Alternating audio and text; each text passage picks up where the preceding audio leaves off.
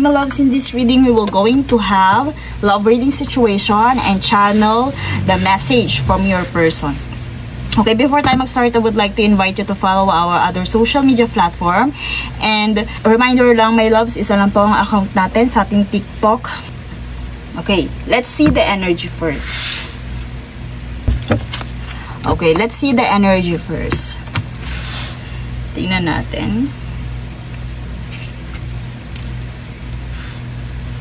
Revenge.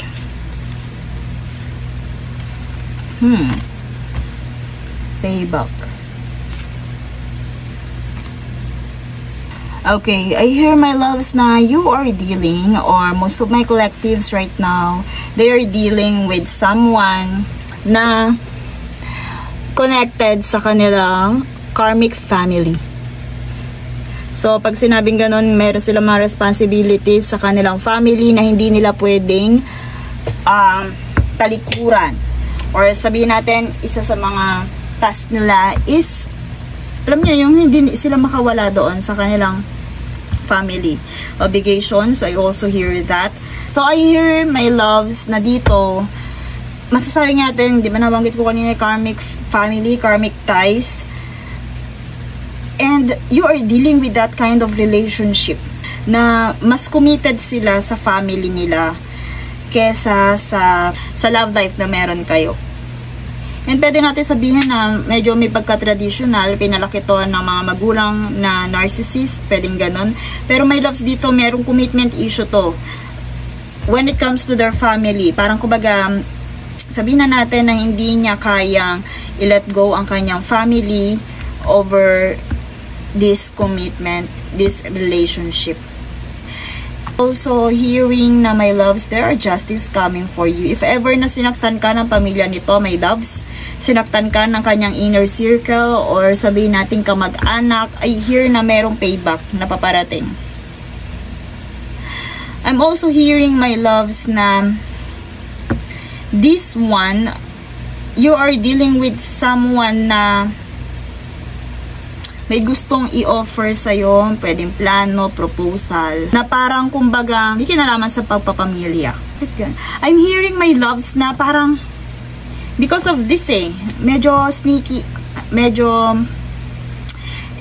off kasi, my loves, tong energy na to. Okay, I'm hearing na, parang, alam mo yun, there are proposal coming your way, na, parang gusto ng commitment, gusto ng plano, gusto ng kasal, gusto ng pagpapamilya. Pero my loves, I'm hearing na hindi ganun ka-sincere. Okay, parang kumbaga, yun is parang, andun yung maraming hope, alam niyo yun? Parang ang daming hope doon. And that is because pwedeng ito is part ng kanyang revenge. Pwede, my loves, two types of revenge, na revenge niya from their past o revenge niya sa'yo. This commitment and family. Let's see more clarification. Kasi, kumbaga meron ditong punish. Oh, attraction, flirting. Hooking up. Diba? Sabi ko sa inyo, parang off kasi So, dito, may off na energy dito dahil lumitaw ang snake. Pero dito, my loves,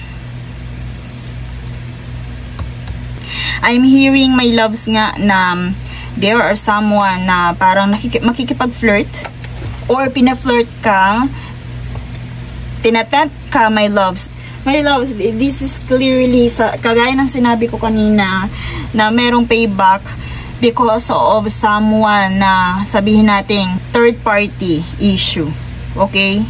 So, if you are dealing with someone na may third party issue, the punishment is going to serve. Ito, ano to, my love, so, the other woman and the third party interference. So, meron nga, my loves, and ito, nandyan na yung revenge. Paparating na, my loves, yung revenge. Ito, my love, sabihin natin, na-fall sila doon sa, ayan o, pwede, my loves, confirmation na pamilyado. or nakasira ito ng pamilya, my loves. Pwede din, my loves, na na-hook talaga sila dito sa snake na to. I'm also hearing na malaki sa ang revenge dito, my loves. Iniisip mo rin na gumante. I'm hearing, my loves, confirmation na pwedeng ito ay kinonsinti din ng family, ng kanyang inner circle. Parang kumbaga kaya na fall talaga itong person na to is because of their inner circle, the influence of their inner circle. Alam mo yun, yung aminado silang may ka-flirt itong family member nila, pero tinolerate nila. Oo nga, nakasira to, my loves, ng nakasira ng family. Okay, let's see more confirmation about this. More confirmation. Kasi kung nag-iintay ka ng sign, kung may third party ba sa inyong relationship, and mostly this is for the collectives na married or into family na meron na kayong pamilya, pwede din ganon, my loves. This is for you, confirmation. So let's see more clarifier. Yes, this is confirmation na meron talagang snake, meron talagang third party. Okay, so meron nga, kagaya ng sinabi ko, kinonsinti nila to. Kinonsinti nila. Meron siyang, may nagkonsenti dito sa taong to kung bakit nagawa niya tong temptation na to. Itong flirting na to. Kinonsinti to, my loves, because of this teamwork and collaboration. So, justice are coming for you, my loves. And sabihin natin na itong snake nga na to is nag-cause talaga ng painful endings sa inyong dalawa. They betrayed you, my loves. You feel stabbed in the back. So, confirmation na you are in separation. And kung ngayon ay nako-confuse ka kung ano talaga ang dahilan bakit kayo na-separate, kung sinasabi ng person mo, nasawa na siya sa ugali mo, no, my loves. Merong third party. Okay? And dito, my loves, is pwedeng, my loves, if you are asking, yung third party na to is part ng past niya. Kaya ito may kaya siya may kasabwat. But, my loves, I'm hearing na part nga ng childhood or part ng past. And ito ay talaga niya, my loves. May gusto talaga siya dito. Love talaga niya tong snake na to. Kumbaga, may feelings talaga siya, my loves, doon. Kasi ito ay nagbibigay ng nostalgic memory sa kanya eh. So, part to ng past, my loves. Okay, let's see message from this person.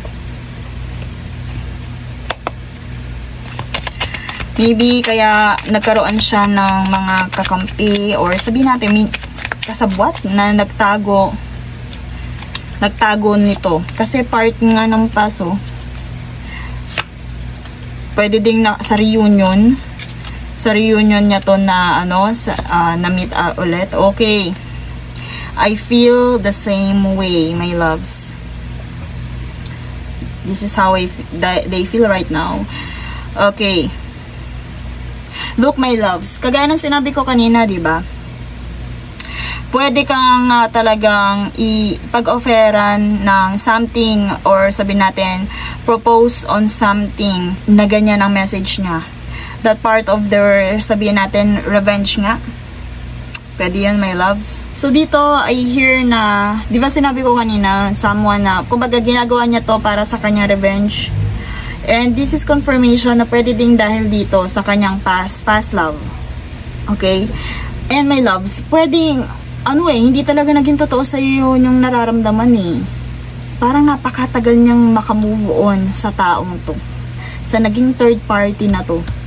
Because, alam niyo yung childhood sweetheart, pero my loves, para makamove on siya, parang ito, yung offer niya, yung proposal niya, yung plano niya for you, or naging family na talaga, or naging actual ninyo, my loves. Ito, I need more time. Okay, so dito lumabas kanina, ayan, I just noticed na giving and receiving. So, pwede din talaga, my loves, na dito, reciprocated yung kanilang feelings. Dito, ayan. Confirmation, ito ay part ng past, maaaring childhood. Andun ang kanyang core memories, pwede niya, nandun din ang kanyang comfort. And that is, sabihin natin, still wounded. So, kaya naging snake to, my loves. Kasi dito, parang pinilit nila na mag-move on, na piliin ka para maging payback, maging punishment dito sa person na to. Pero my loves, hindi eh. Kumbaga, ikaw yung naging way niya para makapag-revenge sa taong to, which is unfair. Okay? Which is unfair for you.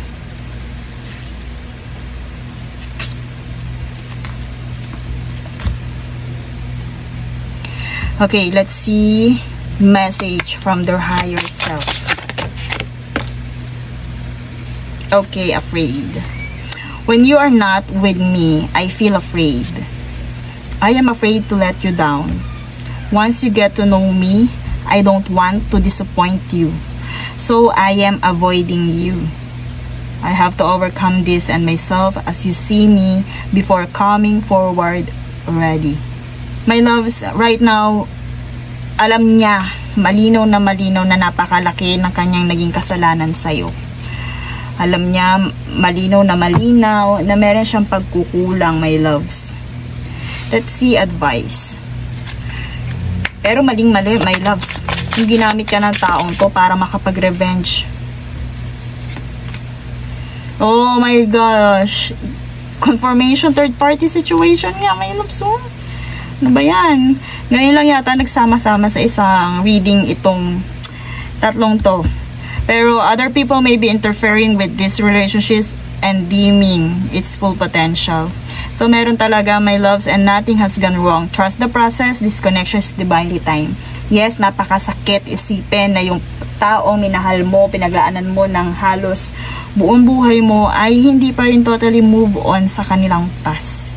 That's why nangyayari to, na bumabalik yung kanilang nararamdaman because they are not totally healed. And ito yung masakit dito, my loves. Because they are not totally healed. Alam mo yun? Payback, revenge na to. Kumbaga, naging biktima ka doon sa kanilang.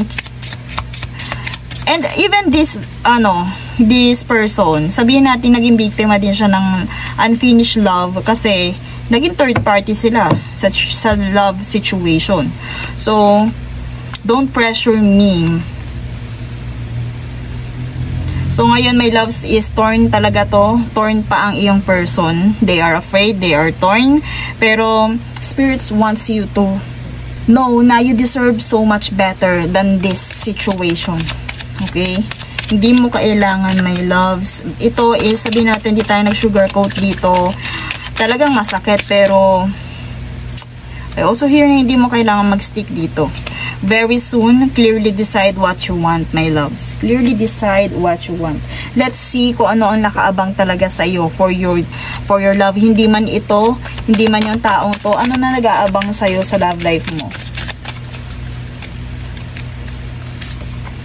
Attraction. Divine soul counterpart, my loves. Attraction transcends superficiality. Dito, my loves, I hear na pwedeng hindi mo pa nakikita talaga yung the one. Pwede din, my loves, na ikaw ay naging part din ng kanilang connection. Sila. Pero, my loves, you are destined for something, for someone. Okay? Na sabihin nating divine soul counterpart mo talaga. Yung sa'yo talaga nakatuon, sa'yo talaga, nandun talaga yung feelings, my loves. And very soon, parang kailangan, my loves, i-heal mo sarili mo eh. Healing, my loves. You need healing for this sa mga nangyaring to. You need healing. Recovery, diba? Kasi kailangan mo talaga mag-heal, my loves, para mas ma-attract mo yung counterpart mo, yung nakalaan para sa'yo. Okay? Very soon, in case na dumating yung taong para sa'yo, manalig ka, my loves, merong taong dadating sa'yo. At ito, my loves, if ever na siya yun, they are currently work in progress. kung isasabihin mo na hindi ka minahal ng tao to, minahal ka din naman ng taong to, my loves. Pero, di ba, pag nga hindi talaga healed, totally healed ng isang tao, mahihirapan silang mag-move on. Magiging trigger warning sa kanila yon. Pero, yes, to assure you, my loves, merong attraction na nag-iintay sa'yo. Meron counterpart, soul counterpart na nakalaan para sa'yo. You have to decide what you want. Gusto mo pa bang magstay sa taong to at hintayin na hindi na siya, na ready na siya sa, na hindi na niya feel afraid. Alam niyo yon, yung ready na, totally ready na siya. Gusto mo ba na mag-intay pa dito sa taong to, o gusto mong i-attract yung taong to? So, kahit ano pa man ang piliin mo, my loves, clearly decide what you want so that it comes to you now. Ang bottom line nito is you have to heal, you have to recover.